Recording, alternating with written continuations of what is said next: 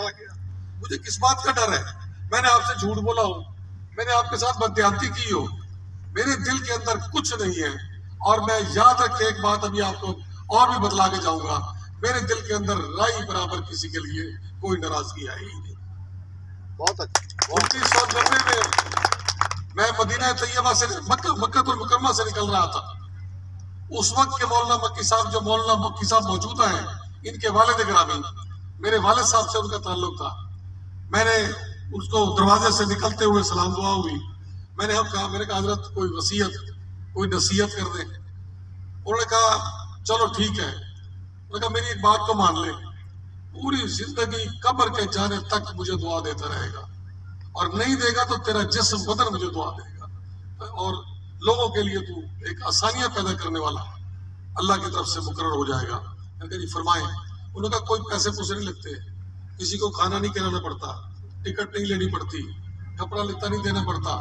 جس وقت مسجد میں جاؤ, وہ بیت اللہ ہو, مدینہ طیبہ ہو, یا آپ کے محلے کی مسجد ہو, نماز سے پہلے ایک لفظ کہہ دینا.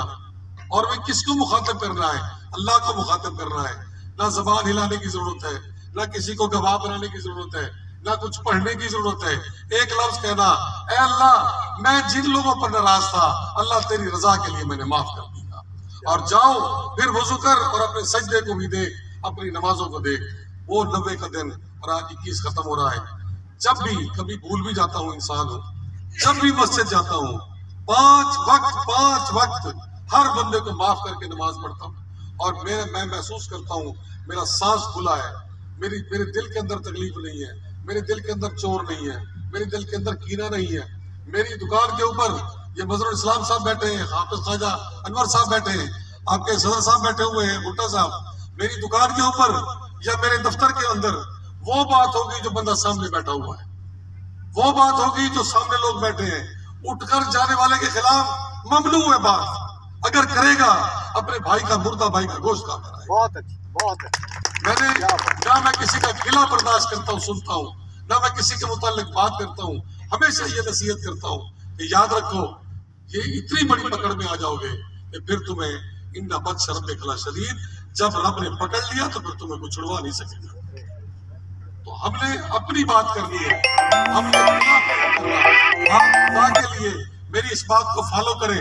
جائیں مسجد میں نماز سے پہلے دل کے اندر تو کہیں اللہ میں نے سب کو معاف کیا, اور پھر اپنا سجدہ دیکھیں, اپنے کاروبار کی برکت دیکھیں, اپنے آپ کی برکت دیکھیں, آپ کی اپنی آواز کی برکت دیکھیں, آپ کے پاس جو عہدہ ہے اس کے اندر برکت دیکھیں. اللہ تبارک و تعالیٰ ان تمام باتوں کو قبول کرے گا. آپ نیت کے ساتھ کہہ دیں اللہ میں کسی پہ ناراض نہیں. مجھے کچھ لوگوں نے کہا فلاں تو ناراض ہے, فلاں ناراض ہے کسی بات پہ. اب میں 2-3 دن سے مسلسل حل برداری کی تقریبوں میں چل رہا ہوں. رات میں 2:30 بج گئے.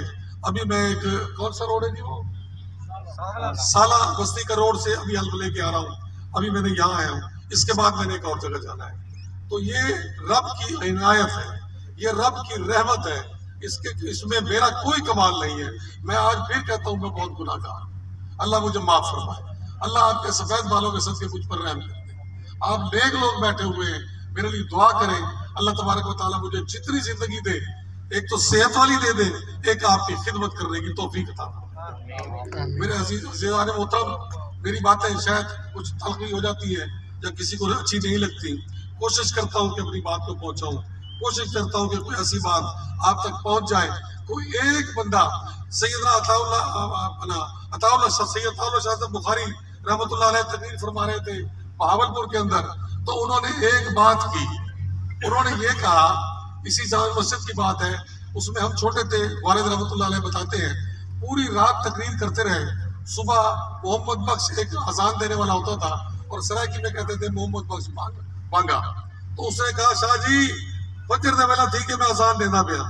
تو شاہ جی نے پوچھا, بڑا مجمع تھا, فرمایا کہ کیا میری پوری رات کی بات سے کسی ایک بندے کو میری ایک بات سمجھ آئی ہے؟ تو کسی نے کہہ دیا کو, جیسے ہم سرائکی میں کہتے ہیں نہیں. تو شاہ صاحب مرحوم اللہ غنی کی رحمت کرے, بہت بڑی شخصیت تھے, گر گئے اور بے ہوش ہو گئے کہ میری پوری رات رہ گاہ چلی گئی کہ کسی ایک بندے کو میری ایک بات بھی سمجھ نہ آئی. تو اسی طریقے سے میں آپ سے عرض کر رہا ہوں, کہ میری کوئی ایک بات بھی آپ کو سمجھ میں آ جائے تو ضرور اس کو فالو کرنا اور دعا کے ساتھ کرنا. اللہ تعالیٰ آپ کی زندگی میں بھی اس کو وہ لاگو کرے. اللہ تعالیٰ آپ پر بھی اپنی رحمت مشاور کرتے ہیں. دیکھیں میں آخری بات کر کے ختم کرتا ہوں بات کو کہ ہم انسان ہیں اور یہ عرف عام میں میری برادری میں آپ میری برادری ہیں, میری تاجر برادری میں کہا جاتا ہے جھوٹ کے بغیر کام نہیں چلتا.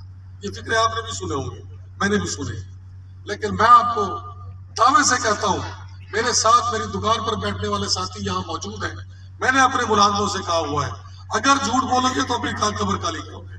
کوئی سودا لیتا ہے لے لے, نہیں لیتا نہ لے, اور قسم خدا کہ میں کبھی بھوکا سویا ہی نہیں. اور کاروبار کے اندر کوئی فرق نہیں. اگر میرا کاروبار 2000 کا ہے تو اللہ نے وہ 2000 کا ہی دیا ہوا ہے. کسی کا 2 لاکھ کا ہے تو رب اسے 2 لاکھ کا دے گا. جھوٹ بولنے سے رزق میں اضافہ نہیں ہوتا بلکہ آپ کا رزق بے برکت والا ہو جاتا ہے. اللہ تعالیٰ سے دعا ہے اللہ تعالیٰ آپ کو ہمیشہ اسی طرح ہنستا مسکراتا رکھے. اللہ تعالیٰ آپ کی زندگیوں میں برکت عطا فرمائے. اللہ تبارک و تعالیٰ آپ کی رزق روزی میں آپ کی اولاد کو فرما بردار بنائے, آپ کے گھر کے معاملات بہتر بنائے. اور سب سے بڑی بات یہ ہے جب اس دنیا سے جائیں تو اللہ ایمان والی موت دینا, جیسا کہ قرآن نے کہہ دیا مرنا تو مسلمان ہی مرنا. ہمیں اللہ ایمان والی موت نصیب کرے اور آگے کی منزل کو آسان فرمائے. اللہ تبارک و تعالیٰ آپ کا ہم سب کا حامی ناصر ہو. میں پھر ایک بار کہوں گا میری کسی بات سے کوئی برائی کوئی بری لگی ہو میں اس کی معذرت چاہتا ہوں, اور اس بات کا پھر احاطہ کرتا ہوں کہ انجم التاجران کے دفتر کے تو دروازے ہی نہیں ہیں, چیمبر آف کامرس سے گیٹ آپ کے لیے کھلے. اللہ تعالیٰ آپ ہمارا حامی ناصر. والسلام.